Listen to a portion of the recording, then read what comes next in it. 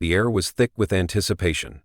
The grand steps of the U.S. Capitol stretched out before a sea of faces, some beaming with excitement, others guarded with skepticism. It was a day etched into history, a moment that would be replayed and analyzed for years to come. The 47th President of the United States, Donald J. Trump, was about to be sworn in once again. Cameras zoomed in on the Trump family, standing in perfect formation. But among them, one figure stood out, not because of his towering presence, nor because of any political statement he had ever made. It was Barron Trump, the youngest son of the newly re-elected president. At just 10 years old, he wasn't expected to be the center of attention.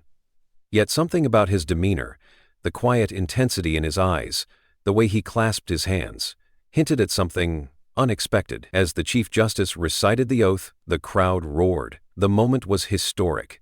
But then, something happened that no one saw coming. President Trump, fresh from taking the oath of office, turned to his family, his signature grin widening. Then, with a subtle nod, he gestured toward his son. "Barron has a few words he'd like to share." Silence. For a brief second, the massive crowd seemed to collectively hold its breath. A 10-year-old? Speaking at a presidential inauguration?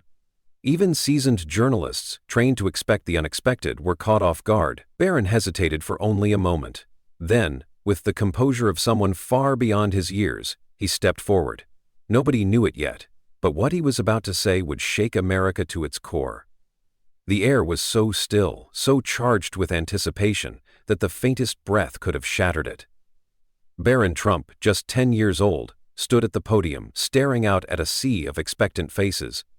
World leaders, senators, journalists, and millions watching at home, all waiting, all wondering, would he fumble, would he freeze? But what happened next was something no one could have predicted. Barron adjusted the microphone, his small hands gripping the podium. His expression was calm, but his eyes carried a quiet intensity, one that belied his age. And then, in a voice steadier than anyone expected, he spoke. "Thank you." A simple start, but one that commanded attention. The crowd leaned in, drawn by the gravity of his tone. "I know this isn't normal. A 10-year-old standing up here speaking to all of you. Trust me, this wasn't in my plans either. But as I sat here, watching my father take the oath, I realized something.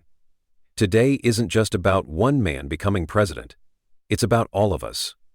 It's about the kind of country we want to build, not just for the next 4 years, but for the next 40. Murmurs rippled through the audience. This wasn't a rehearsed, polished statement. This was raw, real. Barron took a breath and continued, his voice unwavering. "I'm 10. I don't have political experience. I don't have power. But I do have a voice. And I want every kid watching this to know, you do too." A hush fell over the crowd. Too often we're told to wait our turn. That we're too young to matter. That the world is decided by people older than us. People in suits. People who've already made up their minds.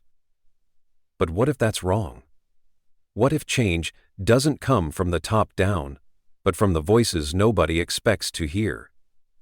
For the first time that day, the cameras weren't focused on the president. They weren't on the dignitaries, the political elites, or even the massive crowd.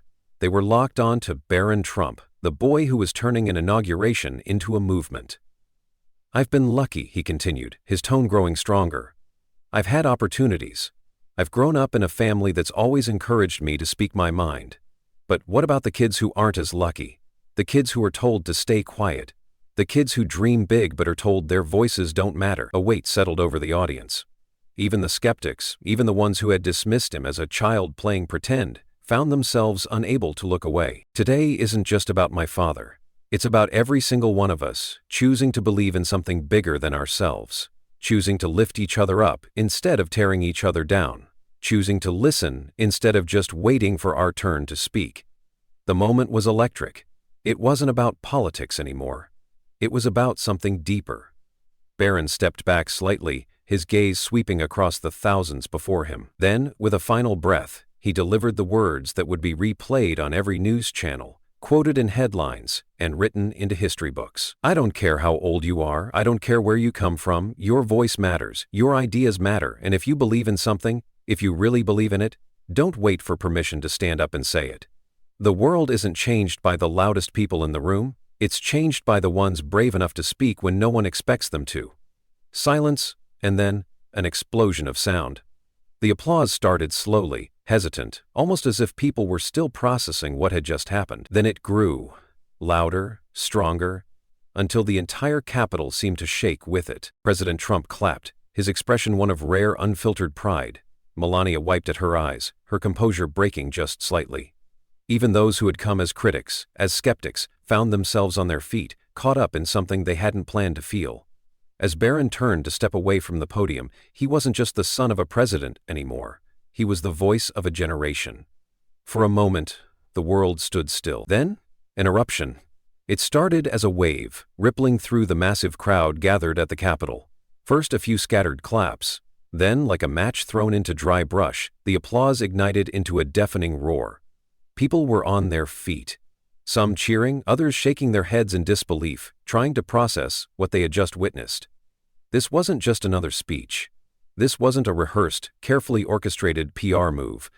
This was a moment no one had anticipated, a moment that had just rewritten the rules. The audience reaction, shock, admiration, and unfiltered emotion. In the VIP section, political heavyweights exchanged glances, some nodding in reluctant admiration, others clearly unsettled. A 10-year-old had just upstaged the most powerful people in the country.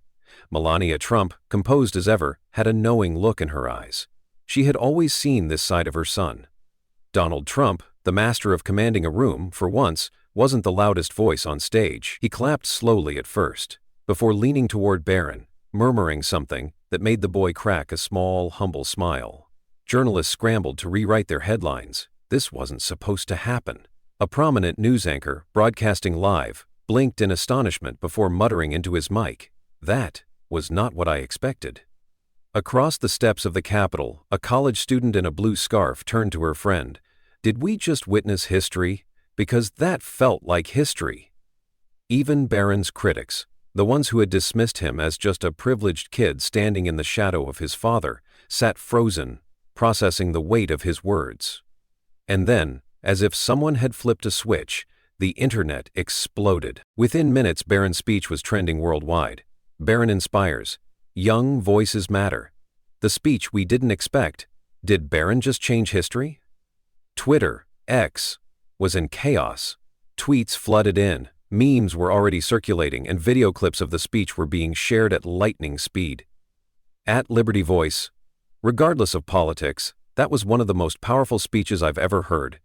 Barron Trump just commanded a room full of world leaders at 10 years old, unreal. At Next Gen Activist. This isn't about left or right. This is about the future, and the future just spoke. At Political Insider, we just saw something historic, a 10-year-old, on Inauguration Day, calling an entire nation to believe in itself. I have chills. Instagram and TikTok weren't far behind. Influencers, political analysts, and everyday citizens rushed to share their reactions. A viral TikTok reaction video showed a group of teenagers watching the speech in real time. As Barron delivered his final words, the entire room burst into cheers. The caption, "This kid just changed the game." An artist on Instagram posted a digital illustration of Barron standing at the podium, his small frame in contrast to the towering Capitol behind him.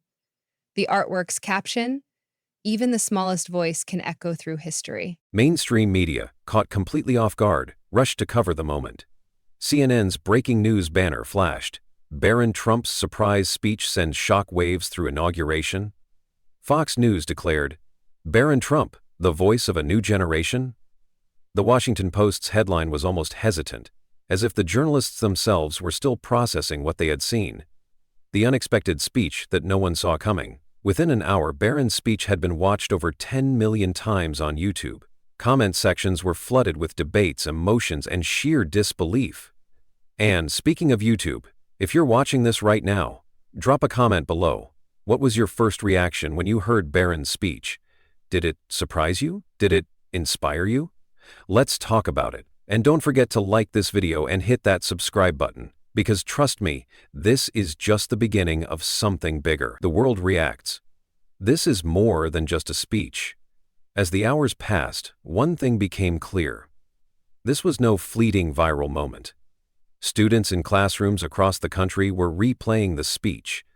Teachers were discussing its message. Parents were talking about it at the dinner table. Barron Trump, the boy who had always been in the background, had just stepped into the spotlight, not as his father's son, but as a voice of his own.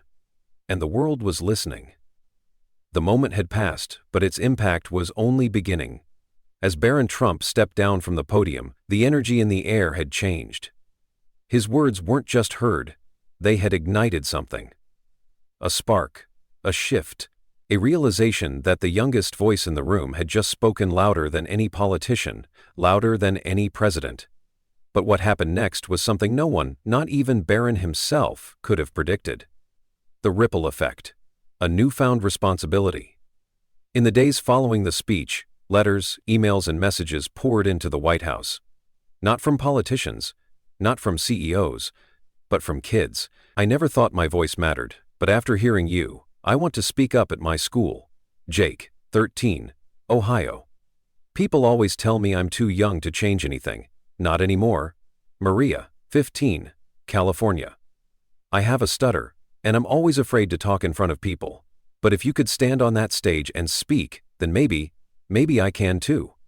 Ethan, 12, Texas. These weren't just messages. They were cries for something bigger, a movement, a change, a belief that maybe, just maybe, the world could be different if young people realized their voices mattered. And Barron saw it. Sitting in his room, scrolling through countless messages, he turned to his mother, Melania. "What do I do with this?" he asked, overwhelmed. She placed a hand on his shoulder, her voice calm but firm. "You do what you've always done, Barron. You listen, and then you lead. One voice matters."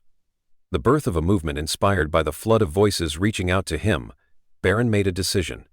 He launched One Voice Matters, a national initiative dedicated to empowering young people to speak up, to lead, and to make an impact, no matter their age, background, or circumstances.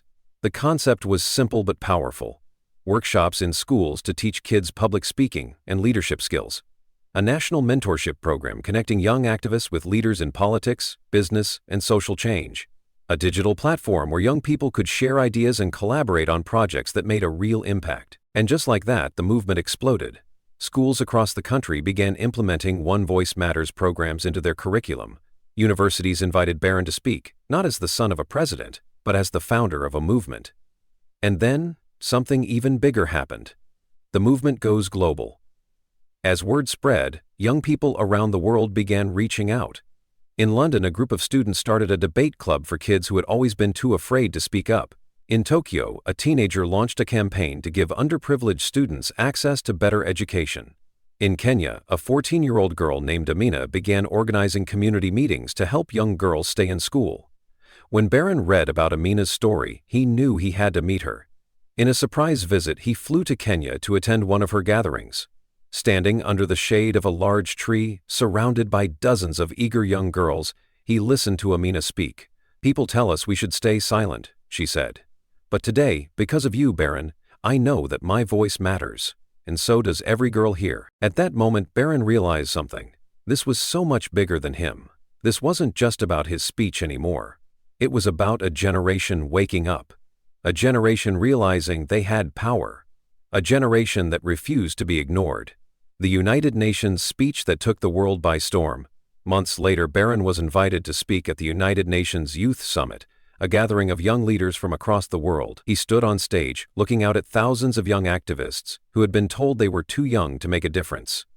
And then he spoke. "We live in a world where people in power tell us to wait our turn," he said. "They tell us we don't know enough, that we aren't ready, that we need to grow up before we can lead." He paused, letting his words sink in. But what if they're wrong? The audience was silent. What if we don't have to wait? What if change starts now? What if every single one of us in this room decided today that our voices, our ideas, our dreams aren't just thoughts, but actions? Applause erupted. Because the truth is, no one is ever ready to change the world. But we do it anyway. The room erupted. Standing ovation, cheers, some in tears, because for the first time in history, a 10-year-old's words weren't just inspiring people, they were changing the way the world saw leadership. The moment that sealed his legacy after the speech, world leaders approached him, not with pats on the head, but with respect. A senator shook his hand. "You've done more in a year than most politicians do in a lifetime." A civil rights activist smiled. "You reminded us why we started." And a young boy from India whispered, "You made me believe I can change the world too." And at that moment, Barron realized something. This wasn't about being the son of a president. It wasn't about politics. It wasn't even about him. It was about a movement that had started with one speech and had turned into a revolution of young voices demanding to be heard. Final call to action. And now, it's your turn. If you believe that every voice matters, if you believe that no one is ever too young to make a difference, drop a comment below. Tell us your dream, your vision, your message to the world. And if you haven't yet, hit that like button, subscribe, and turn on notifications, because trust me, this is just the beginning. The future belongs to those who speak up. Are you ready?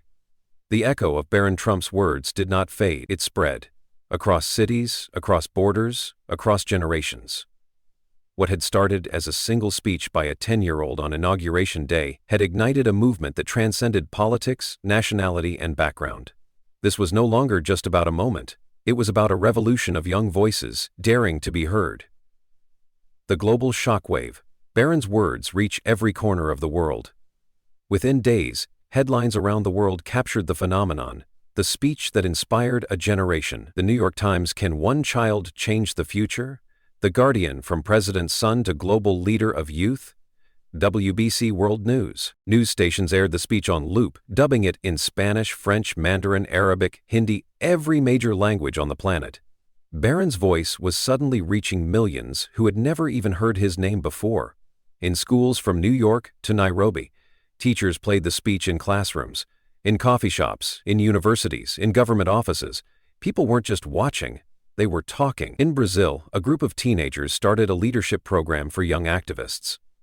In Germany, a high school held an open mic event, encouraging students to speak up on issues they cared about.